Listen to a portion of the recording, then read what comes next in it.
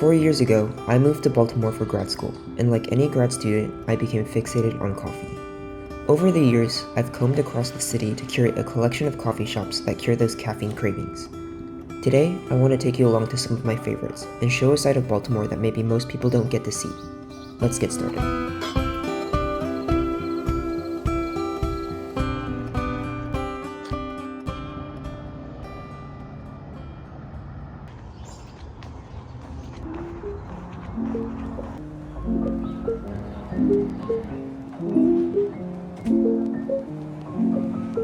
We're starting off with Catalog Coffee in the Hampton neighborhood. They opened about a year and a half ago and quickly became one of my regular spots.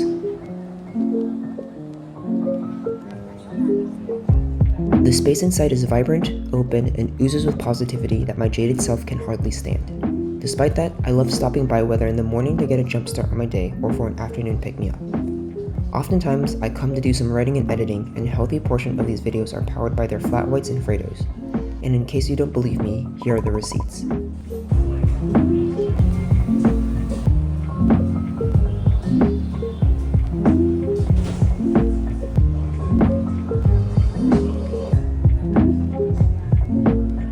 My favorite thing here is the Fredo cappuccino. Espresso over ice layered with a blanket of glossy whipped milk. Sipping this is fun because the foam coats your upper lip to create a mustache, though to me it's a cruel reminder that this is the closest I will ever get to growing facial hair. The best part is watching the milk form beautiful wispy tendrils as it settles into the espresso, but it can be trauma-inducing for anyone who struggled in their fluid dynamics classes. Though the coffee is good, I think their food is even better. This breakfast sandwich is called What the Kitchen Eats, with turkey sausage, fried egg, cheddar, caramelized onions, and infant spinach, all held together by Excalibur. It's a thoughtfully composed sandwich, and every individual component was well executed. Toasted bread, fresh spinach, jammy onions, runny yolk. Every bite makes your face turn into their smiling sunny logo.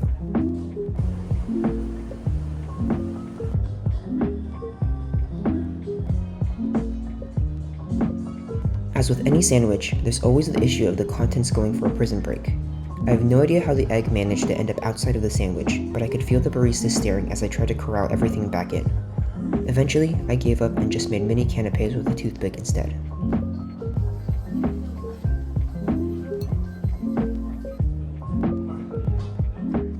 The only problem here is I can never stay too long, lest the smiling sun and positive vibes taint my basement-dwelling soul. But you can bet your bottom dollar that I'll be back soon.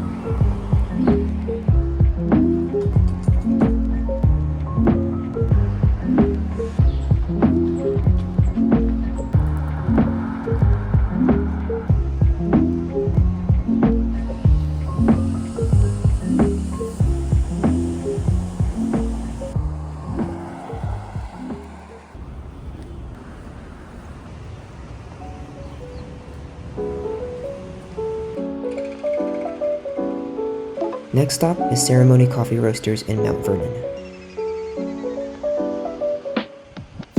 I don't come very often because it's a bit out of the way from where I live, but every time I stop by is a treat.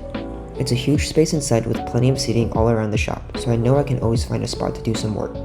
Or pretend to, at least. They have a very comprehensive selection of drinks, from espressos to pour-overs to matchas and teas.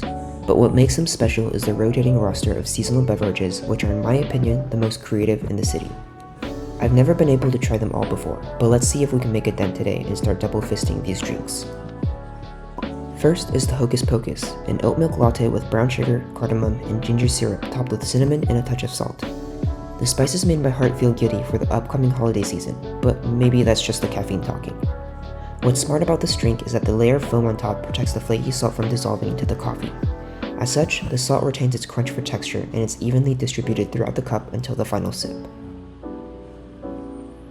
Next, some matcha to switch up the beat. This is the 24 karat gold, an iced matcha floated on top of ginger beer and carrot juice. I have to admit, I was tempted by its mesmerizing color, and I'm a sucker for unusual flavor combinations. The matcha was fine, but there were a couple of clumps that made this drink chewable. Now for the million-dollar question. How does matcha go with carrot juice? I think it's an interesting concept to pair two ingredients that both have earthy and grassy flavor profiles, but the ginger beer is so biting that it really steals the spotlight and takes over. It is refreshing though, and worth a try if you're feeling adventurous. Regardless, I think I'll stick with their coffee-based drinks for the time being.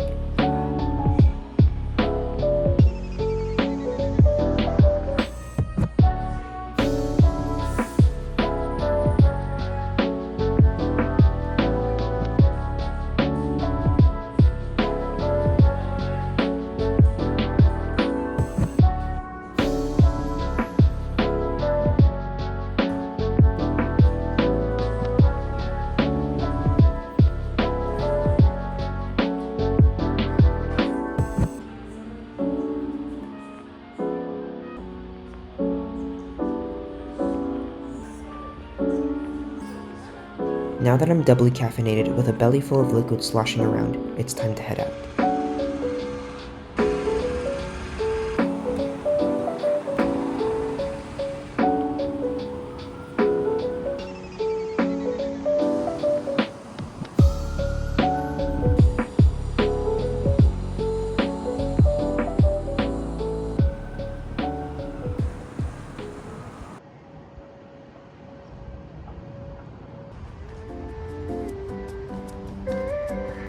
We're making our way over to Remington to Cafe Los Suenos with its iconic blue brick facade.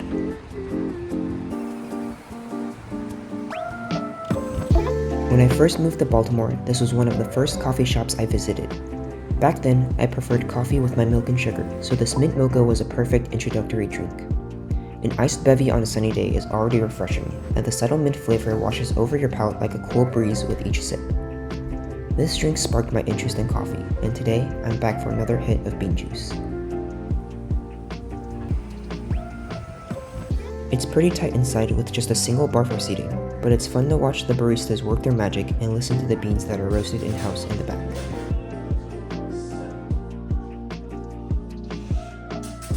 Since it's before 11 a.m., I can safely order a cappuccino without fear of litigation from Italy. It's a slightly darker roast than I'm used to, but still delicious and piping hot. One thing I admire is when you can tell that the barista takes pride in their craft. As they prepared each drink, it felt like there was an element of intention that was infused into each cup, and I really appreciate how everything was brewed with purpose and dedication. To go with the coffee, I got a blueberry lemon scone.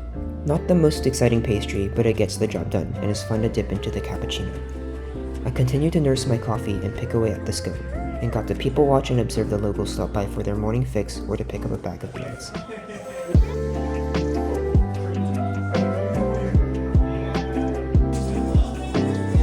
After finding the bottom of the cup and collecting a couple stamps on my card, it was time to go back to the real world. Maybe with another extra mocha in hand.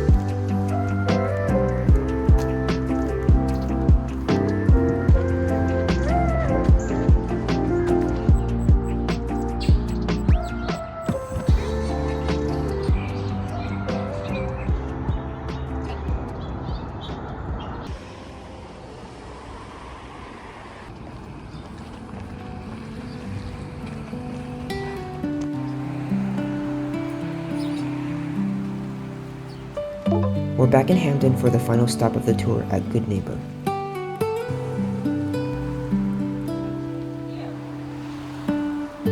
If I had to describe the vibes of this place, it would be that it's the sequel to Coolio's hit song, Hipster's Paradise.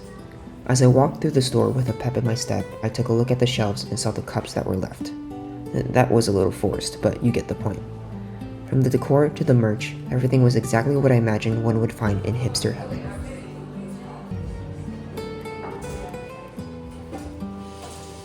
After placing my order, it's time to find somewhere to sit. Maybe the comfortable looking lounge chairs, or the nice couch with a big table to spread out. These corners look cozy with throw pillows. Nah, let's go with the hard bench and stone wall backrest. Now we're talking. To drink, I got a cappuccino. I don't know if I was hallucinating because it was too early in the morning, but I swear it tasted like blueberries. It's like the barista snuck a whole blueberry muffin into the drink and blended it right up. Needless to say, it was delicious. The foam head on top was also properly thick and would be the envy of any pint of Guinness. Next to the coffee was the blueberry toast, a thick slice of brioche with pea flour cream and blueberry basil compote. It was also topped with orange peel, which makes sense, because the cream was looking extra zesty. I kept debating whether to pick up the toast and attack it mouth on or to use utensils, and chose the latter approach in an effort to appear civilized. The combination of warm toasted brioche with a cool smooth cream was a delightful contrast and kept me coming back for more.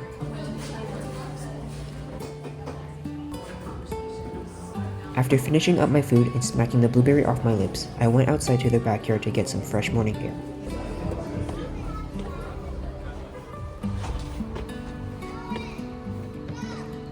The weather that day was sickeningly nice, and the entire landscape was enveloped in golden rays of sunshine.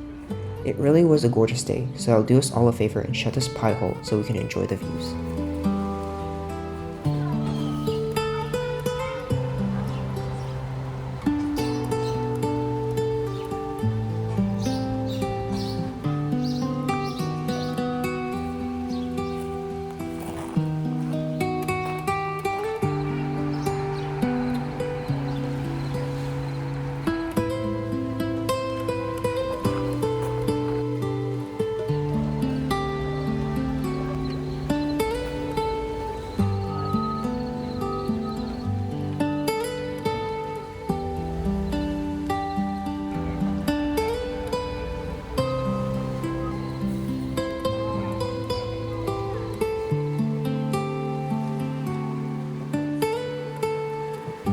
I loved making this video because it was a chance to highlight all the coffee shops around Baltimore and the people behind them. All the baristas were so friendly and dedicated, and it showed in the coffee. It was fun to see how even though there are plenty of coffee shops, each one had their own unique strengths, whether it's great food, creative drinks, stellar beans, or a great outdoor space. Though this is a short list of my favorite coffee shops, there are plenty others across the city waiting to be explored. Stay tuned for part 2 someday, but for now, I'm off to hunt down my favorite bakeries in Baltimore for the next time. Peace out.